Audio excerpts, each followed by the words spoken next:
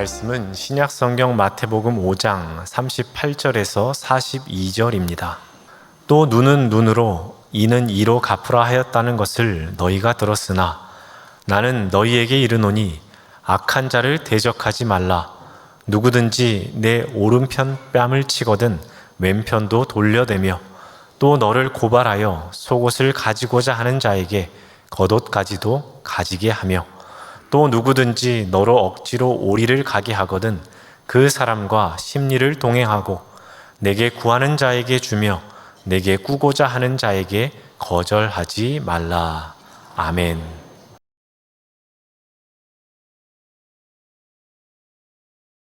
더 나은 의를 추구하기 위한 네 번째 과정은 보복에 관한 것입니다. 먼저 보복에 대해서 율법에서는 다음과 같이 이야기하고 있습니다. 오늘 본문 38절 말씀을 봅니다.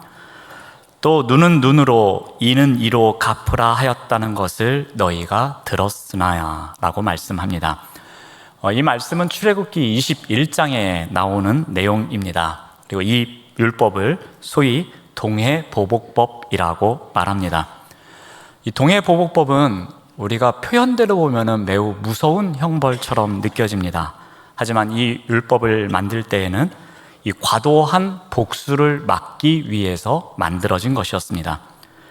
여러분, 누군가 나를 상하게 한다면 그 상한 것과 비슷한 수준, 더 이상으로 되갚기를 원하는 것이 사람의 본능입니다. 그래서 그 상한 선을 넘지 않게 하기 위해서 만든 법이 바로 동해보복법입니다.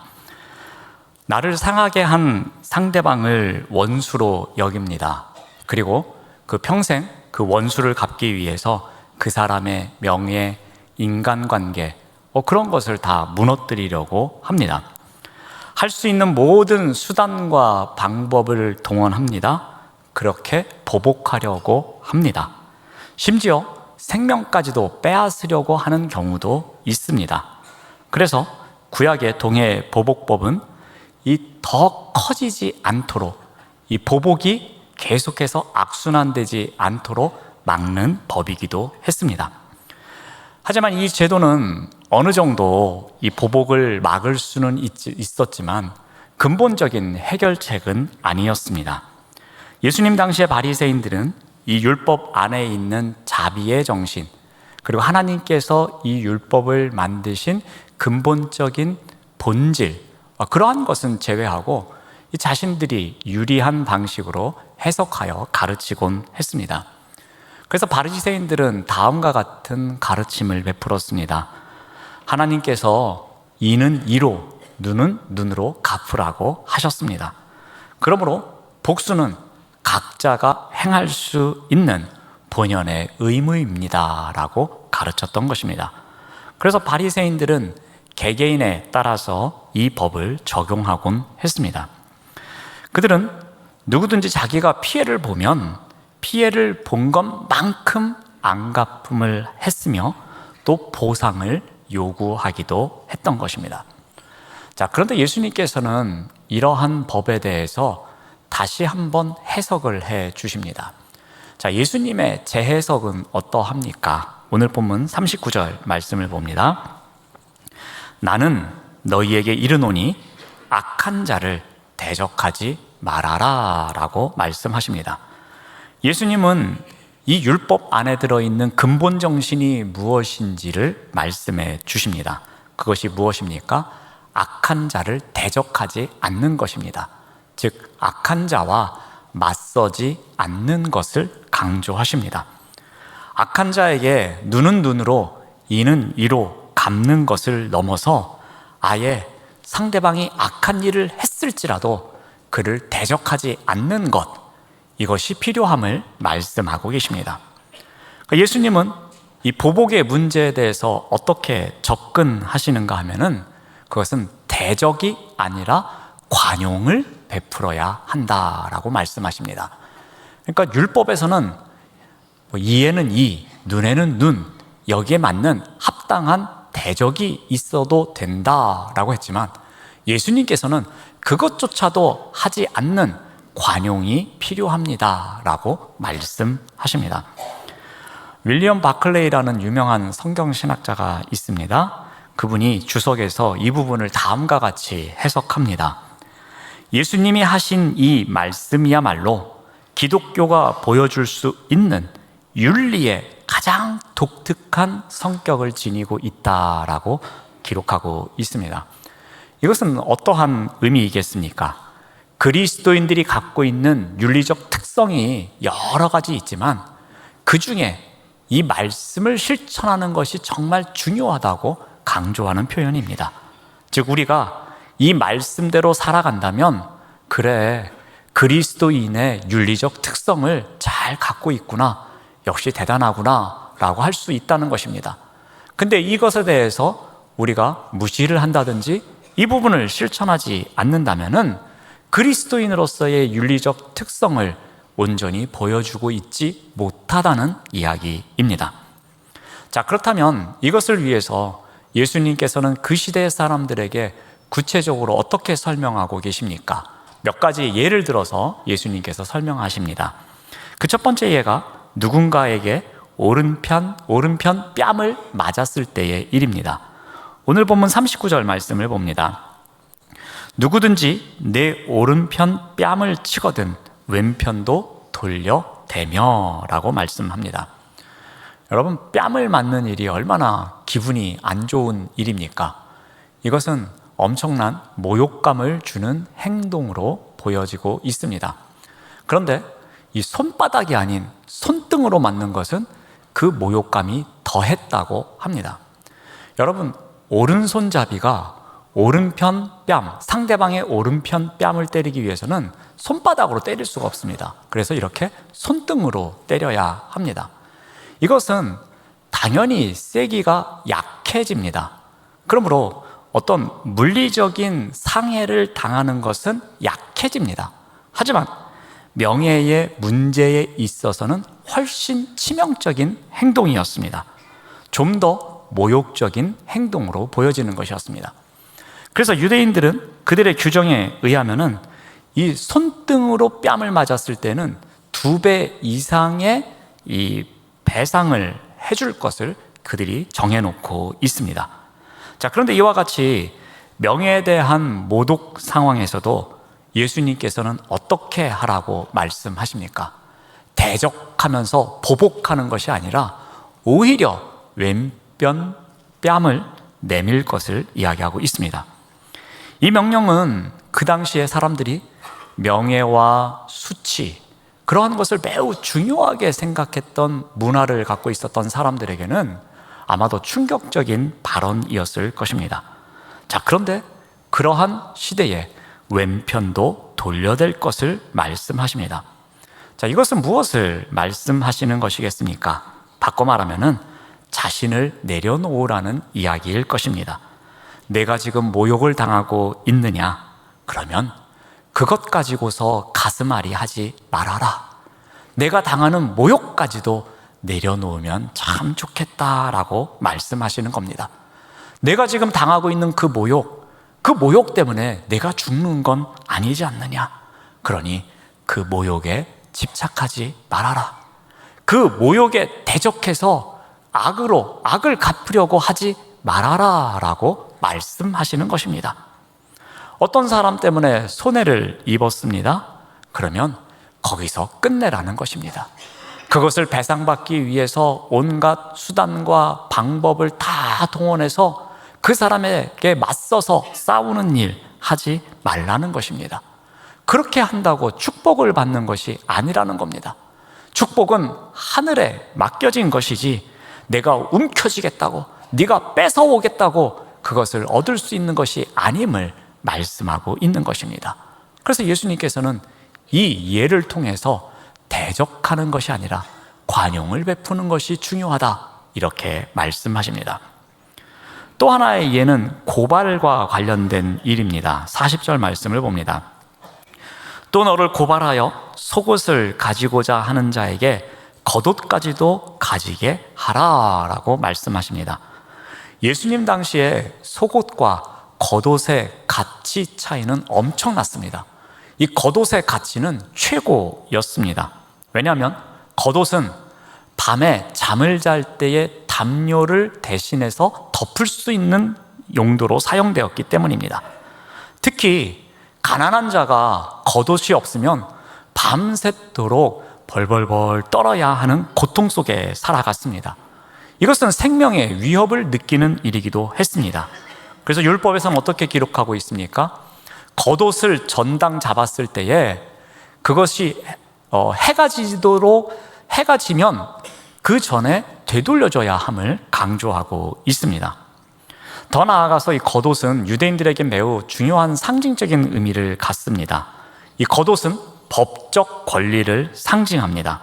즉 모든 것을 다 내어주어도 겉옷은 내어주지 않는 물건이었습니다. 그만큼 이것이 그들에게 있어서는 법적으로 또는 권리에 있어서 매우 중요한 물건이었기 때문에 그런 상징적인 의미가 있는 옷이었습니다. 자, 그런데 예수님의 말씀은 어떠합니까?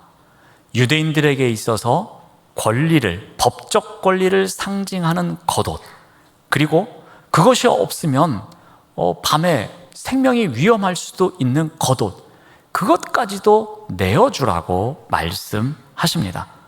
이것 또한 무엇을 의미하는 것이겠습니까? 자신의 권리까지도 포기하는 자리까지 나아갈 수 있어야 한다는 것입니다.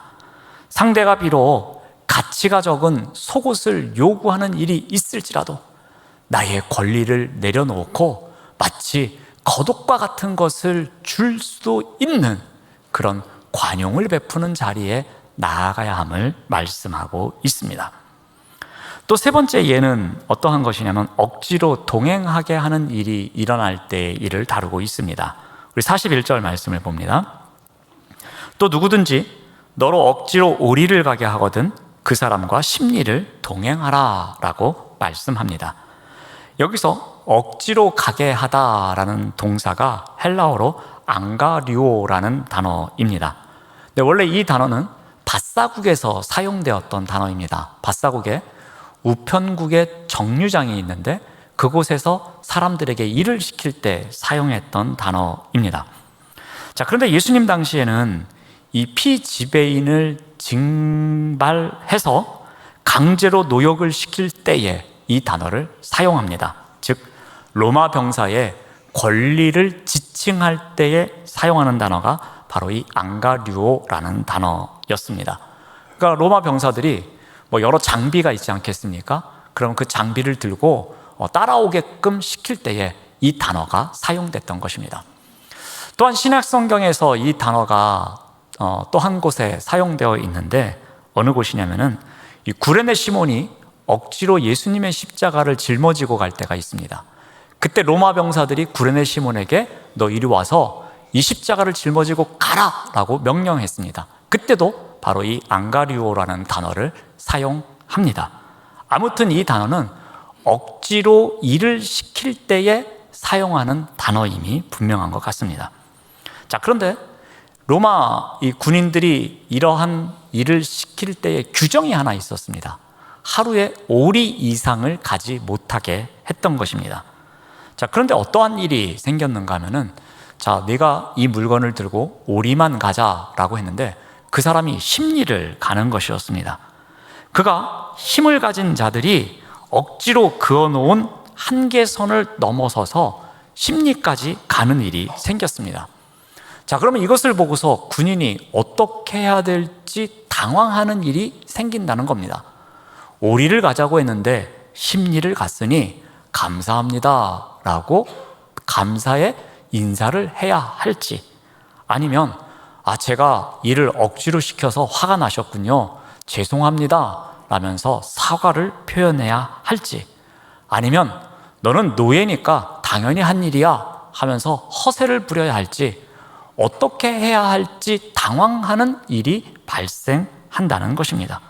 그래서 이와 같은 일이 생기는 일이 그 당시에 있었다고 합니다. 이것을 통해서 예수님께서는 차라리 상대방이 억지로 일을 시키면은 그보다 더 많이 해줌으로써 오히려 상대방에게 더 좋은 것을 해주는 것이 필요함을 말씀하고 있습니다. 어떤 사람이 하기 싫은 일을 억지로 강제로 시킬 때에 기쁜 마음으로 해주라는 것입니다. 도무지 피할 수 없는 상황이라면 억지로 하지 말고 기쁜 마음으로 해주는 가운데에 오히려 이 일이 대적하는 일이 아닌 관용을 베푸는 일이 될 수 있음을 가르쳐주고 있는 예입니다. 우리 또한 세상을 살아가다 보면 이와 비슷한 일이 일어납니다. 똑같은 일은 일어날 수는 없습니다. 하지만 우리가 좀 언짢은 일들이 많이 생깁니다. 또 살아가다 보면 개인적으로 악한 사람과 또 관계를 맺을 수밖에 없는 일이 생기기도 합니다. 또 악한 일을 행하는 사람의 이해관계에 걸려들 때도 있습니다. 그렇게 해서 우리가 손해를 볼 때도 있고 또 할 수 없이 욕을 먹을 때도 있고 고통을 당할 때도 있습니다. 자, 그런데 이러한 때에 마치 오늘 본문 말씀에 나오는 그런 여러 예가 일어나는 것과 같은 곤란한 상황이 되었을 때에 어떻게 해야 하는가라는 것입니다. 우리가 어떻게 하면 대적보다 관용을 베풀며 살아갈 수 있는가라는 것입니다. 한번 그 부분에 대해서 간단히 한 2가지 정도만 살펴보겠습니다. 자, 먼저 우리가 대적보다 관용을 실천하며 살아가기 위해서는 내가 무엇을 위해서 부름받았는지를 정확하게 알고 있어야 합니다. 이에 대해서 베드로전서 3장 9절에서 다음과 같이 알려줍니다.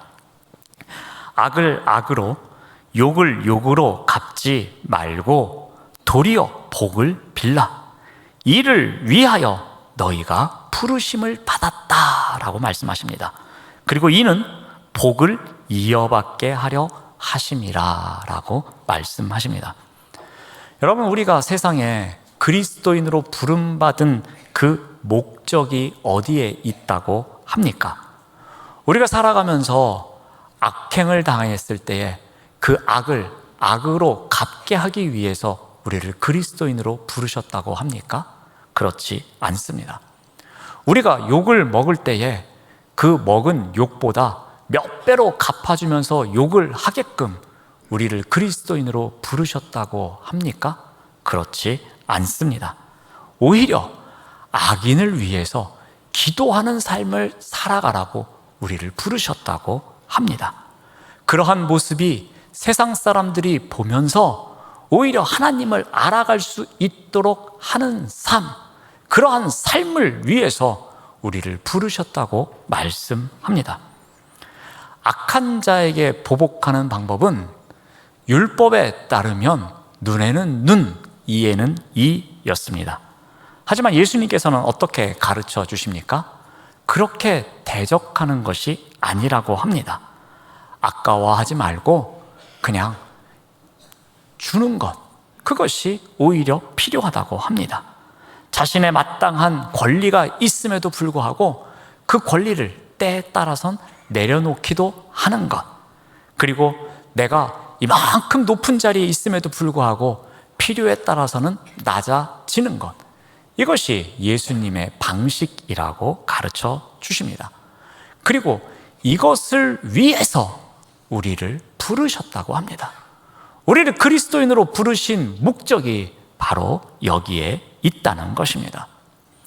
여러분, 많이 경험을 해보셨겠지만 우리가 모욕을 당할 때에 그 모욕보다도 더 심하게 상대방에게 모욕을 퍼부으면 그 밤에 주무실 때 그렇게 마음이 편안하십니까?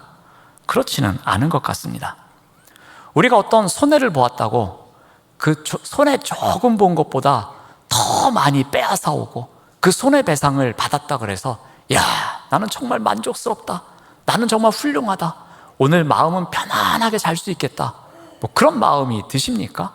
절대로 그렇지가 않습니다. 우리 마음에 미움이 있다면 그 미움이 막 솟구쳐 올라올 때에 그 사람을 미워하면 미워할수록 그 속이 시원합니까? 결코 그렇지 않습니다. 우리가 잘 알고 있듯이 이 미움 받는 사람보다 미워하는 사람이 더 힘듭니다. 그 복수심이 불타면 불탈수록 그 화상이 입는 사람은 복수심에 불타는 사람이 화상을 입는 것이지 그 상대방은 결코 그렇지 않습니다. 그러므로 우리가 무엇을 기억해야 하겠습니까? 우리가 악을 악으로 갚고 싶은 마음, 그 마음을 불태우는 것보다 하나님께서 나를 왜 부르셨을까? 이러한 상황 속에서 내가 무엇을 생각해야 할까 할 때에 바로 이 베드로전서 말씀을 기억했으면 좋겠습니다. 왜 하나님께서 나를 부르셨는지, 그것은 내가 악을 악으로 갚는 것이 아니라, 욕을 욕으로 갚는 것이 아니라 오히려 그 사람을 위해서 내가 기도하기를 원하시는구나라는 것, 나를 부르신 목적이 무엇인지를 우리가 정확하게 알아야 할 것입니다. 그리고 이것이 오히려 복받는 길이라고 말씀을 통해서 우리에게 가르쳐 주십니다. 그러므로 우리가 대적하기보다 관용을 실천하는 삶을 살아가기 위해서는 하나님께서 우리를 왜 부르셨는지를 정확하게 알고 기억해야 할 것입니다. 자, 그 다음으로 우리가 해야 할 것은 하나님께 맡기는 훈련을 해야 합니다. 우리 로마서 12장 19절 말씀을 봅니다. 내 사랑하는 자들아, 너희가 친히 원수를 갚지 말고 하나님의 진노하심에 맡기라. 기록되었을 때 원수 갚는 것이 내게 있으니 내가 갚으리라고 주께서 말씀하셨다라고 성경은 기록하고 있습니다. 여러분, 그리스도인들에게는 용서할 권리가 있습니다. 용서할 권리가 있다는 것은 바꿔 말하면 용서하지 못할 권리도 있다는 것입니다. 내가 받은 상처가 너무나도 커서, 내가 받은 손해가 너무나도 커서 상대방을 용서하지 못할 수도 있습니다.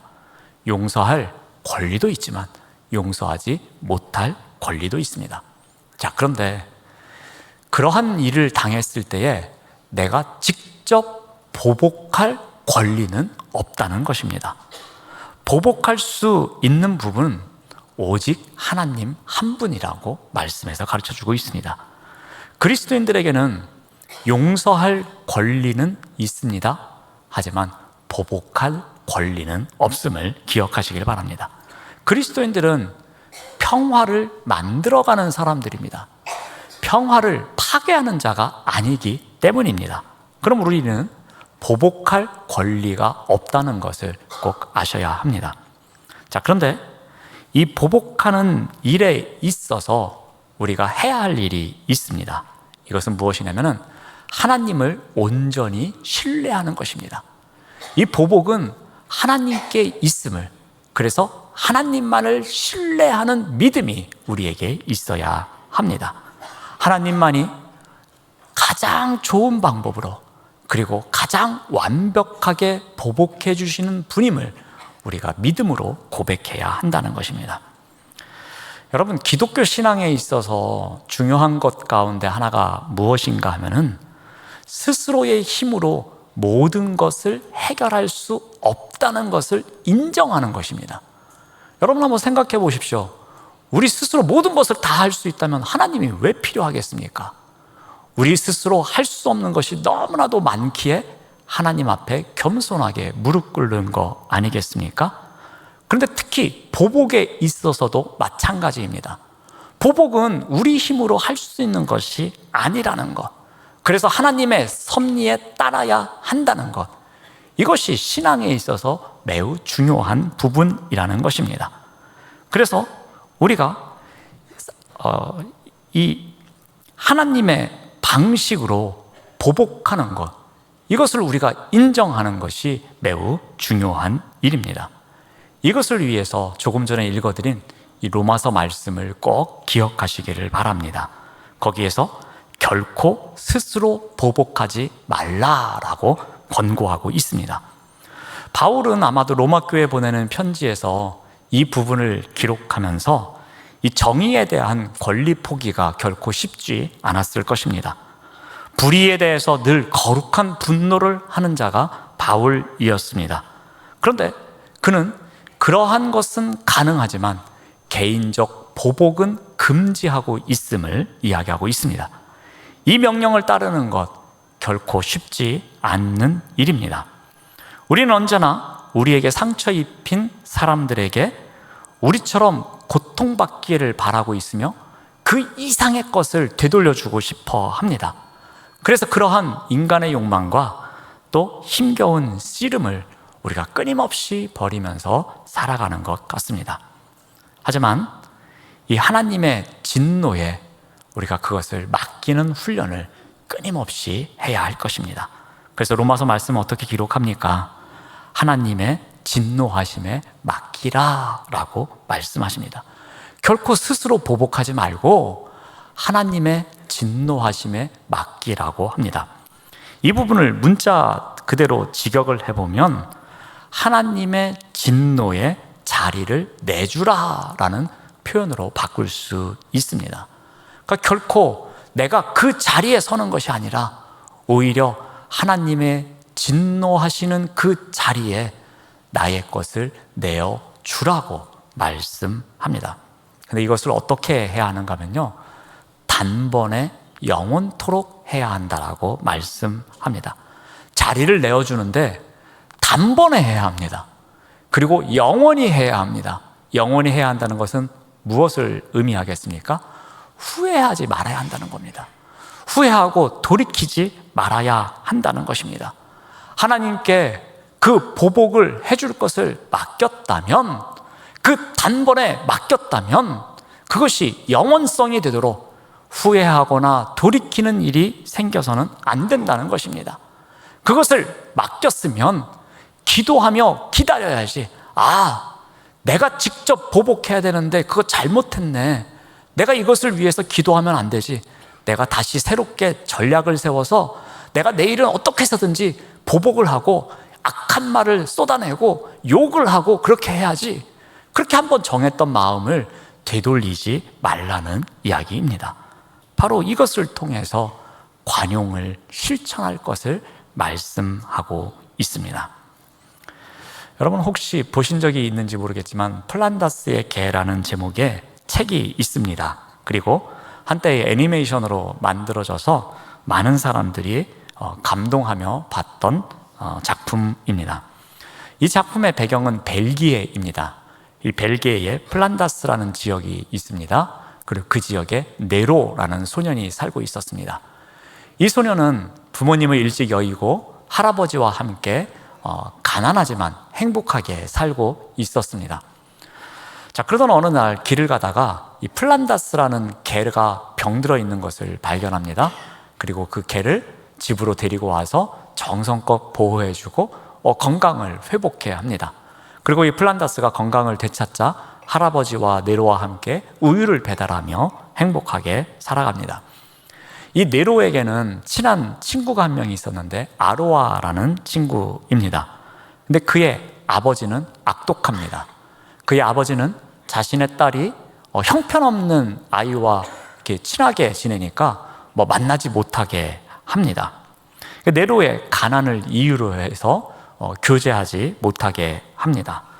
근데 네로는 루벤스라는 미술가를 좋아하고 그리고 자신도 화가가 되겠다는 꿈을 키우면서 기회가 될 때마다 미술 공부를 합니다.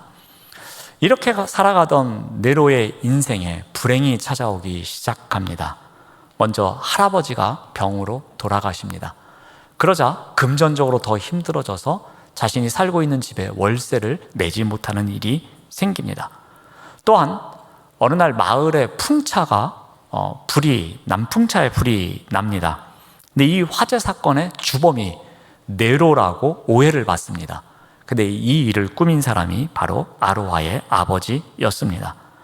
그리고 그는 마지막 희망을 갖고 있었던 것이 이 루벤스 미술대회에 참여해서 입상하는 것이었는데 이 또한 결과가 자신이 원했던 대로 되지 않습니다. 그리고 이 작품의 마지막 장면은 너무나도 슬픕니다. 눈보라가 치는 추운 겨울날 이 동네의 성당에서 그가 보고 싶었던 그림, 루벤스의 그림, 이 십자가에서 내림이라는 작품을 보면서 얼어 죽습니다. 그리고 그 옆에 이 플란다스가 와서 함께 죽습니다. 그러면서 끝나게 됩니다. 이 슬픈 이야기의 주인공인 네로의 삶을 통해서 우리가 한 가지 교훈을 발견해 봅니다. 네로는 자신을 오해하고 미워하고 핍박했던 그 아로아의 아버지, 그 아버지에 대해서 어떤 싫은 내색을 하지 않습니다. 그리고 그분에 대해서 어떠한 원망도 불평도 하지 않습니다. 그리고 일을 갈면서 내가 나중에 힘이 생기면 꼭 보복해야지, 이런 마음도 갖지 않습니다. 심지어 네로는 눈보라가 치는 심한 겨울 날씨에, 그 추운 날에 이 자신을 악하게 대했던 이 코제트, 이 아로아의 아버지의 전 재산이 담겨져 있는 이 지갑을 그 눈보라 속에서 찾아서 돌려주는 그런 선한 일까지도 합니다. 한 사람은 끊임없이 악행으로 대했지만 그 악을 악으로 갚지 않고 선행으로 되돌려주는 그러한 일을 합니다. 마치 예수님 말씀처럼 그 악에 대적하는 삶이 아닌 오히려 관용을 베푸는 삶을 네로가 살고 있었던 것입니다. 사랑하는 여러분, 우리가 그리스도인으로 살아가면서 이 네로가 생각했던 것, 네로가 말하고 있는 것, 네로가 행동하는 것, 이처럼 살아가는 것 결코 쉽지 않을 것입니다. 특히 우리를 미워하는 사람이 있다면, 우리에게 악행을 행하는 사람이 있다면, 마치 우리를 원수처럼 대하는 사람들이 있다면 그 사람에게 똑같이 되갚고 싶겠지, 오히려 선으로 악을 이기는 일 결코 쉽지 않습니다. 우리 또한 받은 것 이상으로 되돌려주고 싶은 마음을 가질 때가 있습니다. 두고 보자 하면서 일을 갈 때도 있을 것입니다. 기회만 되면 내가 몇 배로 갚아줄 거야, 그런 마음을 갖는 경우도 있을 것입니다. 하지만 예수님께서는 어떻게 말씀하십니까? 그렇게 살아가는 것은 바리새인들이 가르치는 그 한계점이라는 것입니다. 그것을 뛰어넘는 더 나은 의의가 있어야 한다고 우리에게 말씀하십니다. 그 더 나은 의의는 무엇입니까? 예수님께서 보복에 대해서 말씀하시는 것은 대적하는 것이 아니라 관용을 베푸는 것이라고 말씀하십니다. 이것을 위해서 어떻게 해야 하겠습니까? 두 가지를 꼭 기억하시길 바랍니다. 내가 무엇을 위해서 부름받았는지를, 하나님께서 나를 그리스도인으로, 하나님의 자녀로 부르신 그 목적이 어디에 있는지를 꼭 기억하시길 바랍니다. 그리고 그 하나님께 맡기는 훈련을 해야 할 것입니다. 이것이 더 나은 의요, 우리가 추구해야 할 이노베이트입니다. 기도하겠습니다. 하나님 감사합니다. 대적보다 관용을 실천하며 살아가기 위해 내가 무엇을 위해 부름을 받았는지를 기억하며 하나님께 맡기는 훈련을 통해 더 나은 의의를 추구하며 살아가도록 인도하여 주시옵소서. 예수님의 이름으로 기도드립니다. 아멘.